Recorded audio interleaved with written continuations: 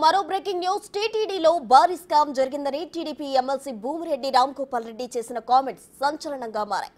పరికామనిలో పనిచేసే రవికుమార్ అనే వ్యక్తి 200 కోట్ల రూపాయలు కాజేశాడని ఆరోపిస్తూ దేవాదాయ శాఖ మంత్రికి భూమిరెడ్డి రామ్గోపాల్ రెడ్డి లేఖ రాశారు. దీనిపై సిఐడి విచారణ జరిపించాలని కోరారు.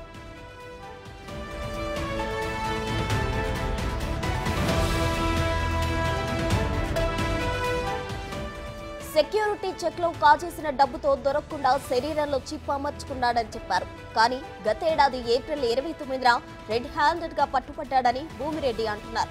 అయితే అప్పటి టీటీడీ ఈవో ధర్మారెడ్డి చైర్మన్ భూమరా అతనికి బెయిల్ ఇప్పించారని మరో సంచలన కామెంట్ చేశారు. అక్కడితో ఆగకుండా లోక్ అదాలత్ లో ఆ కేసులో కాంప్రమైజ్ అయ్యి కేవలం కాజేసిన సొమ్ములో 72,000 రూపాయలు మాత్రమే రికవరీ చేశారని అంటున్నారు. అసలు నిందితుడికి బెయిల్ ఇప్పించినందుకు 100 కోట్ల విలువైన ఆస్తులు ధర్మారెడ్డి బలవంతంగా లాక్కురారని మరో ఆరోపణ చేశారు.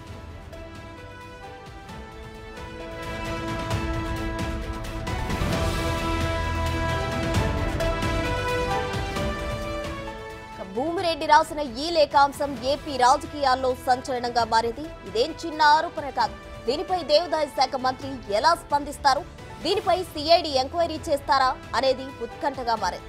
మరోవైపు ఆ డబ్బు కాజేసిన రవికుమార్ ఎక్కడున్నాడు అనేది తేలాలి.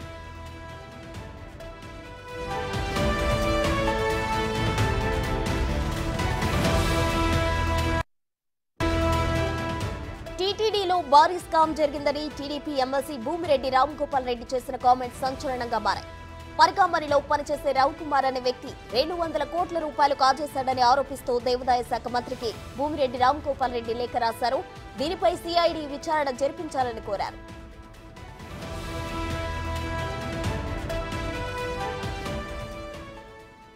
ఇదే అంశానికి సంబంధించి మరింత సమాచారం మా ప్రతినిధి దామోదర్ లైవ్ లో అందించేందుకు సిద్ధంగా ఉన్నారు. దామోదర్, చెప్పండి. అయితే రవికుమార్ ఇప్పుడు ఎక్కడున్నాడు, అతను కాజేసిన అమౌంట్ రికవరీ అయిందా లేదా, అసలు ఆ లేఖకు సంబంధించిన సారాంశం ఏంటి?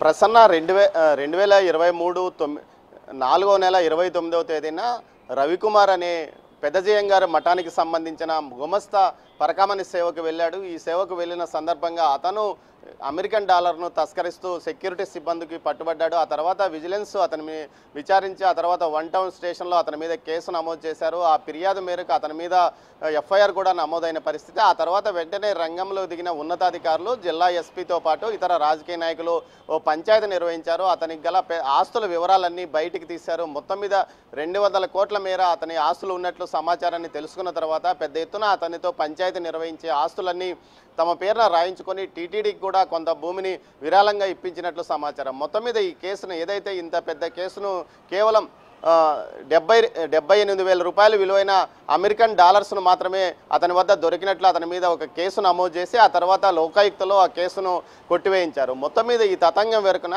అటు ఏదైతే తిరుపతి జిల్లాకు సంబంధించిన 2 కీలక ప్రజాప్రతినిధులతో పాటు అప్పట్లో ఉన్న ఈ అదనపు ఈవోతో పాటు ఎస్పీ తిరుమలకు 1 టౌన్ సిఐ కూడా వ్యవహారం నడిపారను. దీనికి సంబంధించి పెద్ద ఎత్తున అతని ఆస్తులను వీరందరూ తమ పేరుతోన తమ బినామీ పేర్ల మీద రాయించుకున్నారంటూ కూడా వార్తలు వచ్చాయి. దీనికి సంబంధించి ఏదైతే ఎన్నికల తర్వాత ఎమ్మెల్సీ రామ్గోపాల్ రెడ్డి ఈ విషయాన్ని ఏదైతే దేవాదాయ శాఖ మంత్రి ఆనం రామనారాయణ రెడ్డికి ఫిర్యాదు చేయడం, ఆయన శాసనమండలిలో ఈ విషయాన్ని ప్రస్తావించడంతో పాటు స్టేట్ విజిలెన్స్ ఈ విషయం మీద విచారణ నిర్వహించింది. ఏదైతే ఆ కేసు నమోదైన తర్వాత ఎప్పుడైతే లోకాయుక్త ద్వారా బయటకు వచ్చిన తర్వాత రవికుమార్ అప్పటి నుంచి అజ్ఞాతంలో ఉన్నాడు. దీనికి సంబంధించి అతన్ని స్టేట్ విజిలెన్స్ అధికారులు విచారించారు. అతని వద్ద రాతపూలకంగాను అదేవిధంగా వీడియో మూలకంగా వాంగ్మూలం తీసుకున్నట్లు సమాచారం. మొత్తం మీద దీనికి సంబంధించి ఈ కేసును సిఐడికి బదలాయించాలని మొత్తం ఈ 4 అధికారులు ఏదైతే అప్పట్లో కీలకంగా పనిచేసిన ప్రజాప్రతినిధులతో పాటు అధికారుల 3 మీద కూడా కేసు నమోదు చేసి దర్యాప్తు చేయాలంటూ కూడా రామ్గోపాల్ రెడ్డి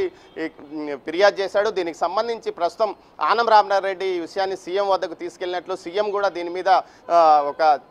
దీని మీద విచారిద్దామంటూ కూడా చెప్పినట్టు తెలుస్తుంది. మొత్తం మీద ఈ కేసును సిఐడికి బదలాయించాలని కోరుతున్న నేపథ్యంలో మరోవైపు రవికుమార్ ఆస్తులు ముఖ్యంగా చంద్రగిరి నియోజకవర్గానికి సంబంధించి జాతీయ రహదారి పక్కన 16 ఎకరాల మామిడి తోట ఉంటే అందులో కొంత భాగాన్ని టీటీడీకి విరాళంగా ఇచ్చినట్టు తెలుస్తుంది. మిగతా భాగాన్ని ఒక ప్రజాప్రతినిధి తన బినామీ పేరు మీద రాయించుకున్నట్లు, దీంతో పాటు తిరుపతిలో ఏదైతే అన్నారావు సర్కిల్లో సమీపంలో ఉన్న ఆస్తులతో పాటు అటు డీమార్ట్ ఎదురుగా ఉన్న అపార్ట్మెంట్లో ఉన్న విలువైన ఫ్లాట్లు, దీంతో పాటు మఠం భూముల్లో నిర్మించిన అపార్ట్మెంట్లోని కొంత భాగాన్ని కూడా అధికారులు రాయించుకున్నట్లు కూడా ప్రచారం జరుగుతుంది. దీనికి తగ్గట్టు ఈ వివరాలన్నీ కూడా ఏదైతే ఎమ్మెల్సీ ఫిర్యాదులో పేర్కొన్నాడు. మొత్తం మీద 100 కోట్ల ఆస్తులు ఇటు చెన్నై, బెంగళూరు, అదేవిధంగా ముంబైలో కూడా అతని ఆస్తులు ఉన్నట్లు దీనికి సంబంధించి రికార్డులు కూడా ఆధారాలతో సహా సమర్పించామని కూడా తెలుస్తోంది. మొత్తం మీద ఈ వివరాలు అయితే ఇప్పుడు ప్రస్తుతానికి బయటకు రాలేదు. కానీ ఒక విషయము అయితే అతని మీద ఎలాంటి కేసులు లేనప్పుడు లోకాయుక్తలో ఎందుకు రాజీ చేయాల్సి వచ్చింది అన్న విషయం మీద కూడా చర్చ నడుస్తుంది. దీంతోపాటు